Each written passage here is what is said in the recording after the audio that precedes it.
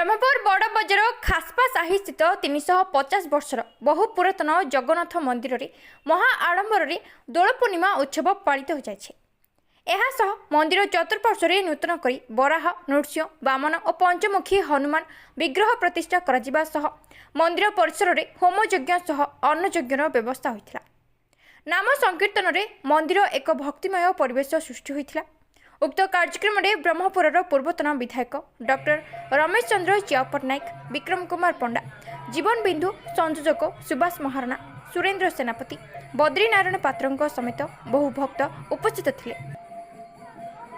Brahmapur Narasingh Dakua report, viral news. वामनं दृष्टं चापेशो मधुसूदनं दलेश्च दोलो गोविंदम। आज ही होची भगवान श्रीकृष्णଙ୍କର दल यात्रा।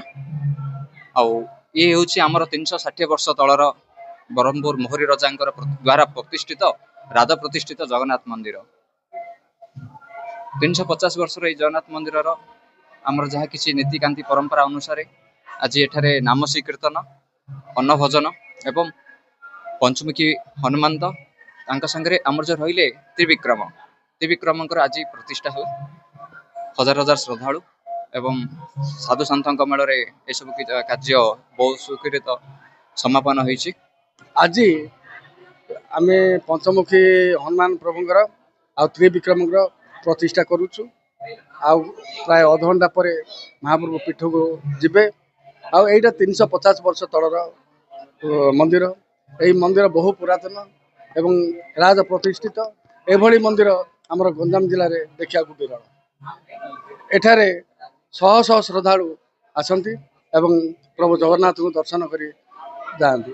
आज आमे भाविलु समस्ते जे एठारे तो प्रभुंर किछि नाही, आमे मागी जाची 5 लोक को पंचमुखी हनुमान प्लस त्रिविक्रम एवं ए मंदिर उन्नति पे चारियाडे टाइल बसई स्नान मंडप सब तैयारी करुँ। तेणुक आज यही दिन से आम प्रतिष्ठा करने नाम यज्ञ, मृत यज्ञ एवं अन्न यज्ञ करुँ।